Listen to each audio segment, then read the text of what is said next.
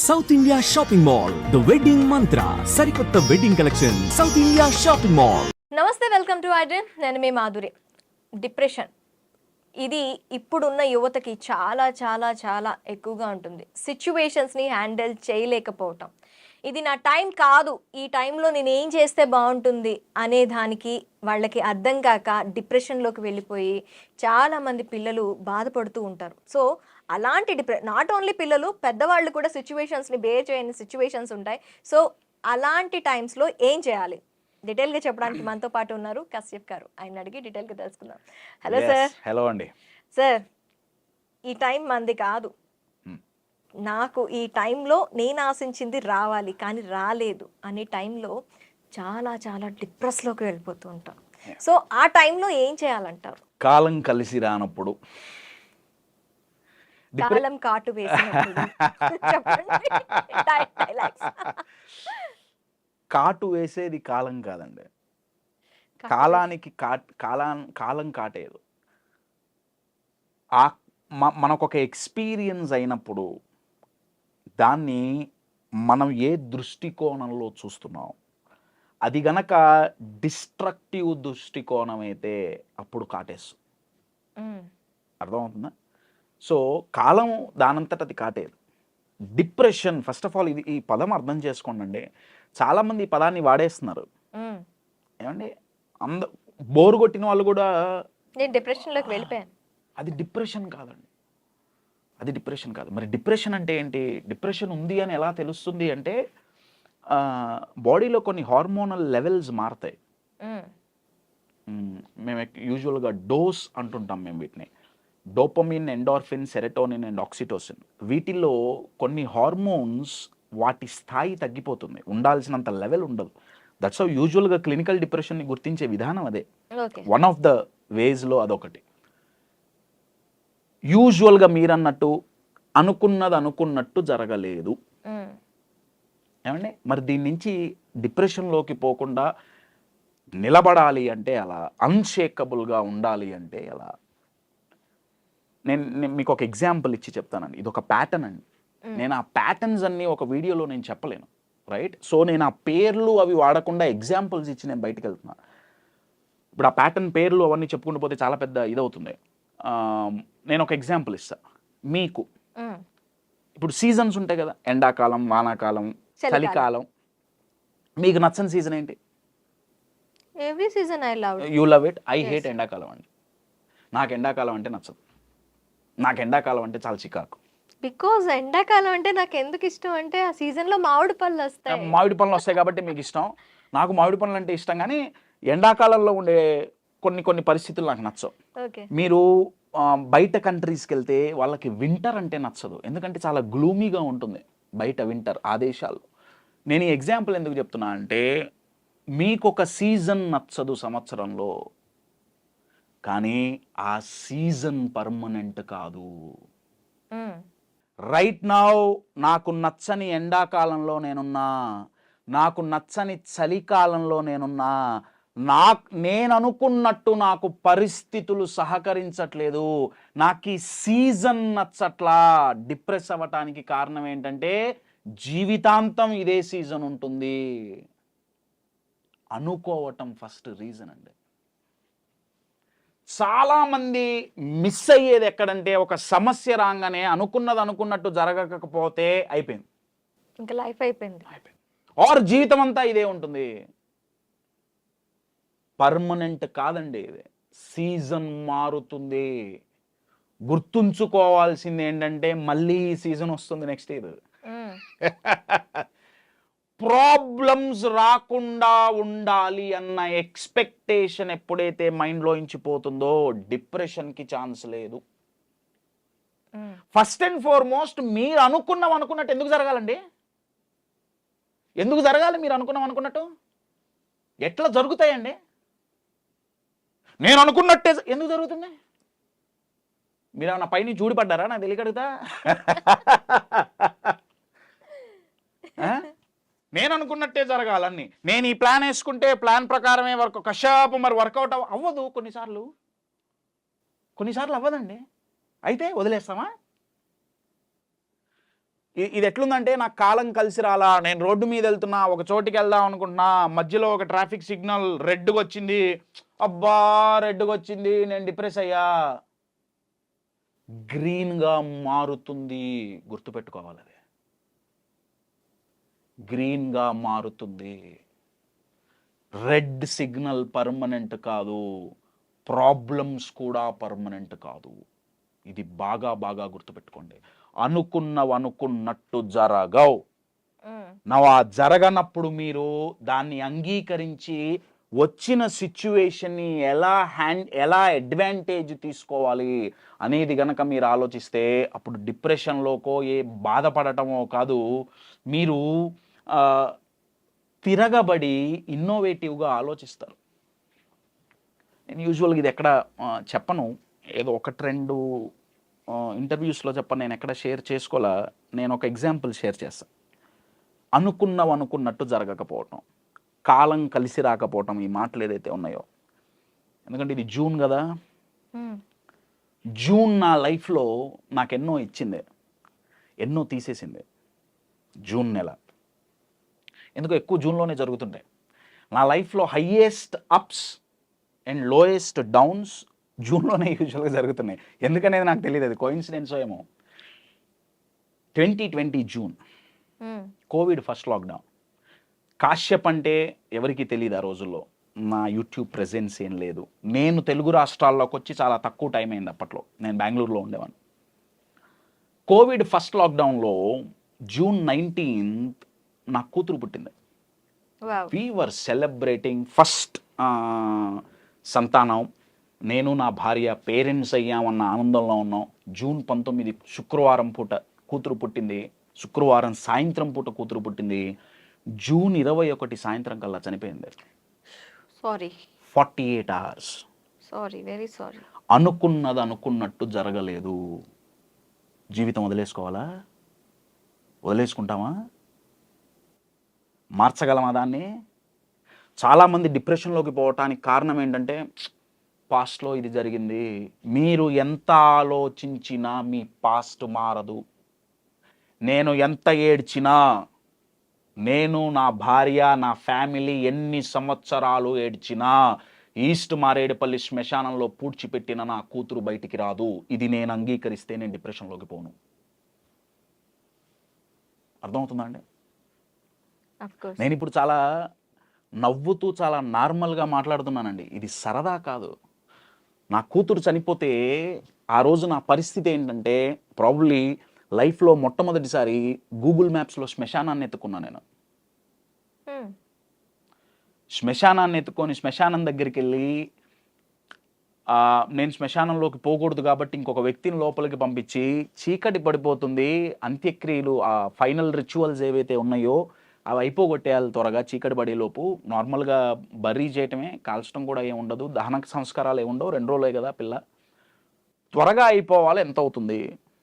ఆ రోజు ఆ వ్యక్తి నాకు చెప్పిన నంబర్ 8,500,000, కరెక్ట్గా 4 ఏళ్ల క్రితం. ఆ రోజు నా జేబులో 8,500,000 లేవండి. నా ఒక అపాయింట్మెంట్ కొన్ని లక్షలండి.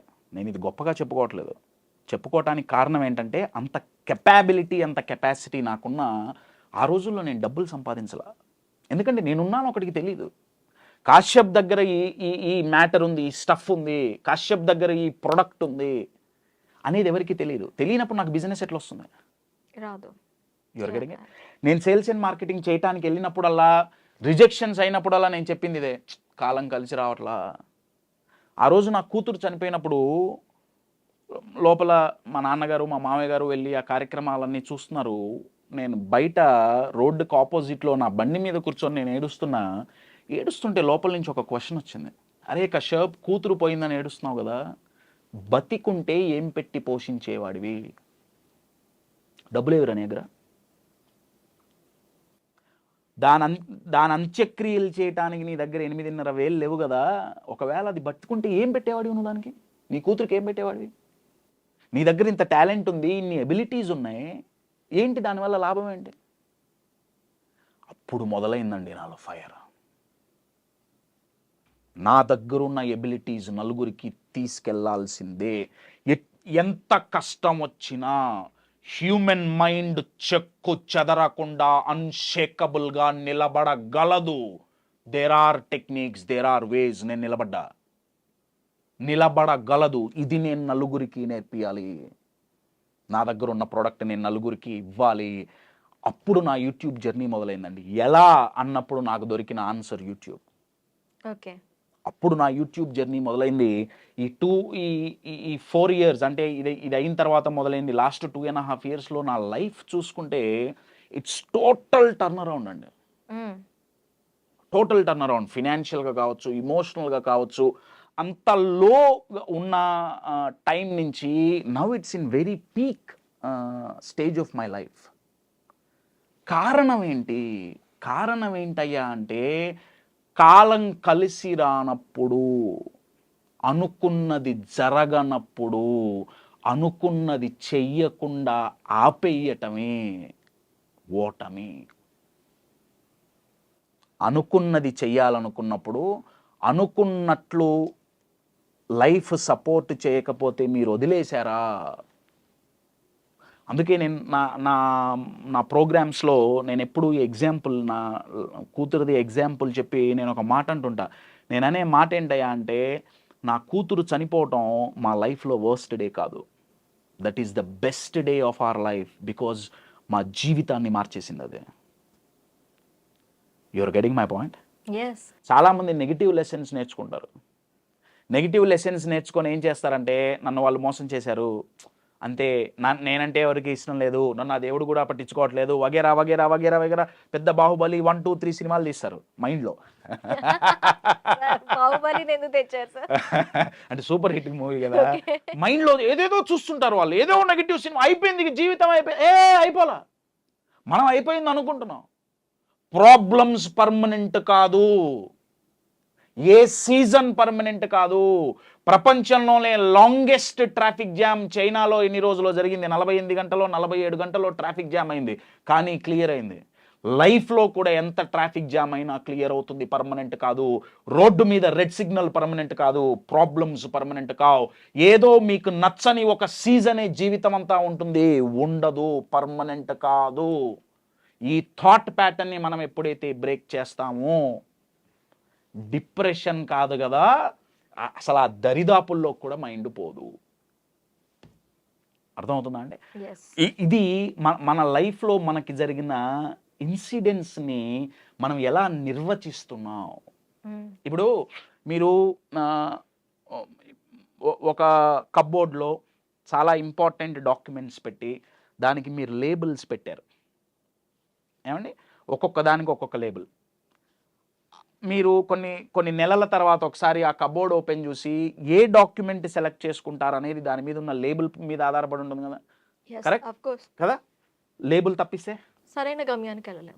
అంతే కదా. మన ఇన్సిడెంట్స్కి, లైఫ్లో జరిగే ఇన్సిడెంట్స్కి మనం ఏం లేబుల్ ఇస్తున్నాం? మనం ఎప్పుడైతే అది నెగిటివ్ లేబుల్ అని ఇచ్చామా, నా మైండ్ ఎదుగుతోంది. చాలామంది ఉంటారు, కశ్యప్ ఎంత ఆలోచించినా సంతోషంగా ఉండటానికి రీజన్ దొరకట్లా, నా సంతోషంగా ఉండాలని మైండ్ స్కాన్ చేస్తుంది. అన్నీ నెగిటివ్ లేబుల్సే ఉండే.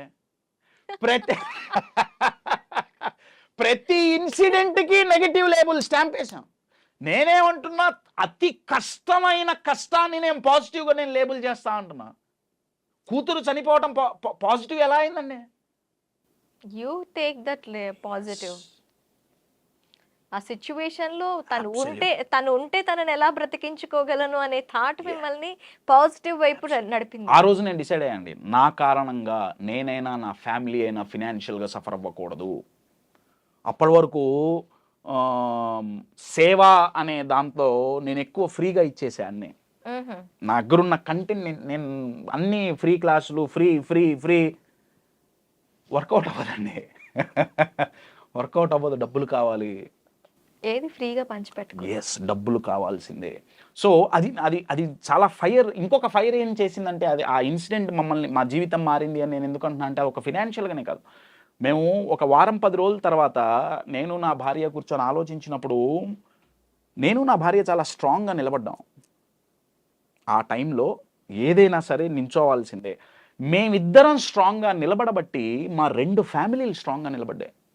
ఇటు నా వైపు అయినా, మా అమ్మ నాన్న అయినా, అటువైపు మా అత్తయ్య గారు మామయ్య గారు అయినా, వాళ్ళ మైండ్లో నడిచింది ఏంటంటే పిల్లలు వీళ్ళే గట్టిగా ఉన్నారు, మనం ఎందుకు పడిపోవాలి. నాకు ఆ రోజు అనిపించింది ఏంటంటే ఒక ఇంట్లో ఒక వ్యక్తి మానసికంగా దృఢంగా ఉంటే హోల్ ఫ్యామిలీ కాపాడబడుతుంది. నేను స్టేజ్ మీదకి ఎందుకు వెళ్ళాలి, నా ఆడియన్స్ని, ఒక్కొక్కళ్ళ ఇంట్లో ఒక్క వ్యక్తిని మానసికంగా దృఢంగా చేయగలిగామా, దేశం ఎటెళ్ళాలండి, ఎటెళ్తుంది దేశం. మన దేశం పడిపోవటానికి పడిపోవాలన్నా ఎదగాలన్నా కారణాలు రెండు.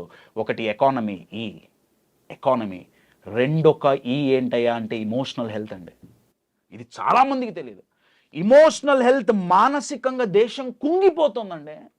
మానసికంగా గట్టిగా ఎక్కడున్నాం, అవతల దేశం బాంబులేస్తే తట్టుకొని తిరిగి మనం బాంబులేయగలుగుతున్నాం. అనుసంపద చాలా ఉంది, బ్రహ్మాండం వెరీ గుడ్, ఉండాలి, నేను కాదనట్లా. కానీ మన పక్క వాళ్ళు మనల్ని 2 మాటలంటే డిమోటివేట్ చేయడానికి ప్రయత్నిస్తే మనం డిమోటివేట్ అయిపోతే, బయట నుంచి వ్యాధులు వస్తే తట్టుకోవడానికి బాడీలో ఇమ్యూనిటీ పెంచుకున్నామే, బయట సమస్యలు వస్తే తట్టుకొని నించోవడానికి ఇమోషనల్ ఇమ్యూనిటీ ఉందా, తట్టుకొని నిలబడగలుగుతున్నావా.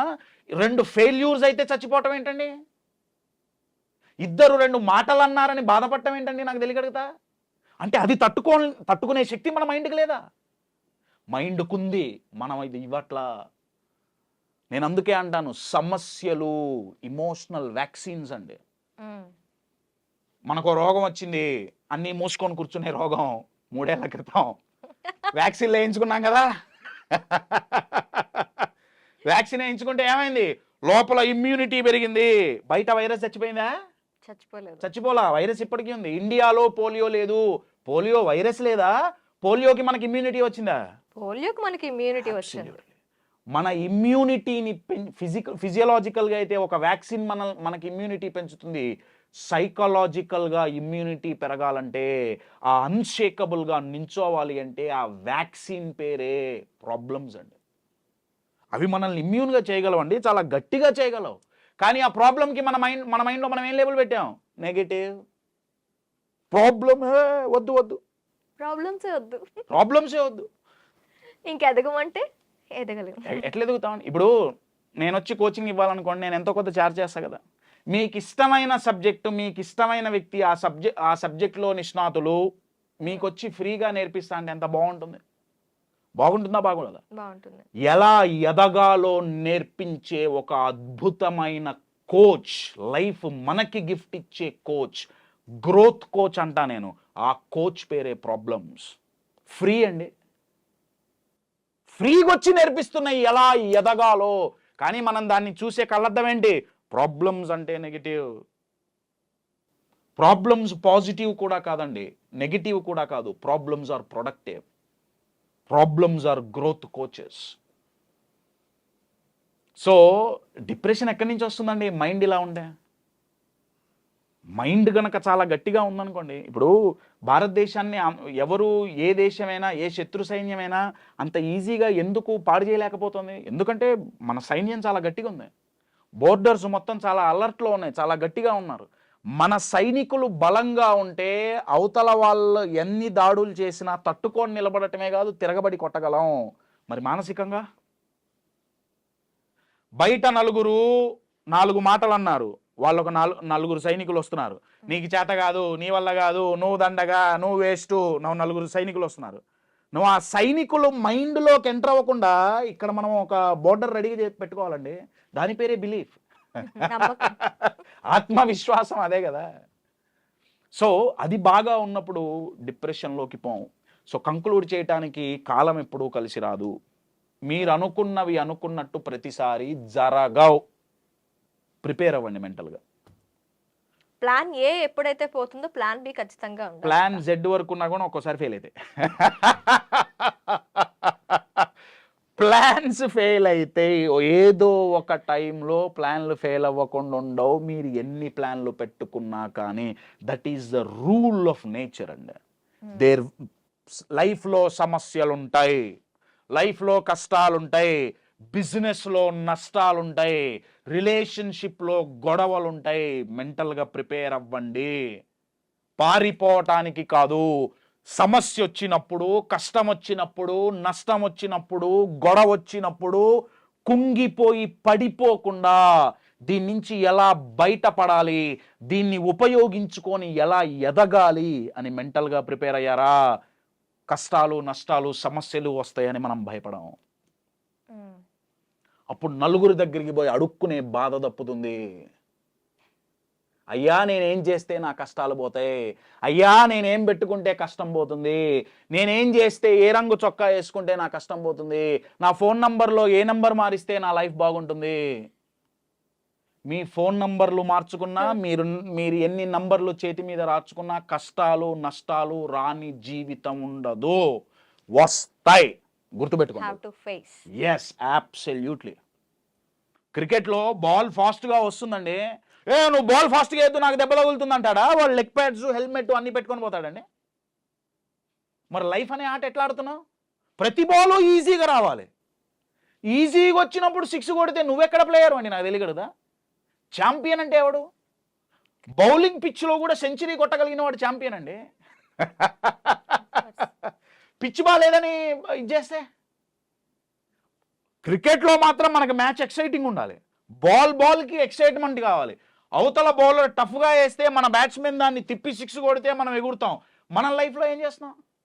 బాల్ స్లోగా రావాలి, ఈజీగా రావాలి, కానీ కొడితే 6 కావాలి, కానీ బాల్ మాత్రం టఫ్గా రాకూడదు. Okay, you are getting my point my dear friends. నేను అందుకే చెప్తాను, ఎప్పుడు బాగా గుర్తుపెట్టుకోండి, లైఫ్లో ఎదగాలన్నా, లైఫ్లో బాగుండాలన్నా అర్థం కావాల్సింది ఏంటంటే మన జీవితాన్ని కంట్రోల్ చేసేది మన పరిస్థితి కాదు, మన మైండ్. అబ్సల్యూట్లీ. మన గ్రహస్థితి కాదు, మన మనస్థితి. ముందు మనస్థితి మీద పని చేయండి. ఎందుకంటే మనస్థితి మన కంట్రోల్లో ఉందండి, పరిస్థితులు మన కంట్రోల్లో లేవు. గ్రహస్థితి 99% మన కంట్రోల్లో లేదు. నాకు బాధ, కోపం కలిగేది ఎక్కడంటే మన చేతిలో ఉన్న మన మనస్థితిని మార్చుకోకుండా, మేనేజ్ చేయకుండా, కంట్రోల్ చేయకుండా వీటి మీద పడ్డారు ఇప్పుడు జనాలంతా. పరిస్థితులు మారాలి, గ్రహస్థితులు మారాలి, రాశి చక్రంలో ఉన్న రాహుకేతువులు మారాలి. మైండ్లో ఉన్న డౌటు, భయమే అతిపెద్ద రాహుకేతువు. వాళ్ళని తీసేయండి. ఎందుకు తీయమండి? ఒకప్పుడు అనేవాళ్ళు గాల్లో దీపం పెట్టి దేవుడా నీదే దిక్కు అనేవాళ్ళు. గాల్లో దీపం పెట్టి దేవుడా నీదే దిక్కు అంటే తప్పు, అంటే నీ ప్రయత్నం నువ్వు చేయాలి. ఇప్పుడు కనీసం దీపం కూడా పెట్టట్లా, దీపం కూడా ఎవరో పెట్టట్లా, దీపం కూడా పెట్టట్లా. దీపం పెట్టకుండా దేవుడే రావాలి, దీపం వెలిగేయాలి, ఆయనే చేతులు పెట్టాలి. నేనేం చేస్తా? ఒక ఉంగరం పెట్టుకుంటా అంతే, ఫోన్ నంబర్ మార్చుకుంటా అంతే. మారిపోవాలి జీవితం అంతా, మనస్థితినే మార్చుకోను. అరే what non sense is this అండి? ఆలోచించండి ఒకసారి. నేను దానికి అగెయిన్స్ట్ కాదండి, నేను దానికి అగెయిన్స్ట్గా నేను మాట్లాడలే. నేనేమంటున్నా అంటే హ్యూమన్ బీయింగ్కి అది దేవుడైనా యూనివర్స్ అయినా సరే ఇచ్చిన ఒక అద్భుతమైన గిఫ్ట్ ఏంటయా అంటే మైండ్ అండి, మన మనస్థితి. దాన్ని మనం బాగు చేసుకుంటే లైఫ్ చాలా బాగుపడుతుంది. Okay, oh yes. Thank you sir.